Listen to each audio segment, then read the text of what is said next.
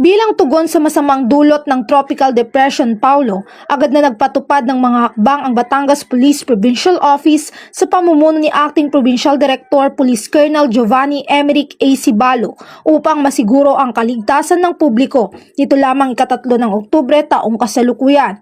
Inatasan ni Police Colonel Sibalo ang lahat ng unit kabilang ang mga city at municipal police station, gayon din ang mga mobile force companies na paigtingin ang kanilang kahandaan at operasyon sa pagtugon sa kalamidad.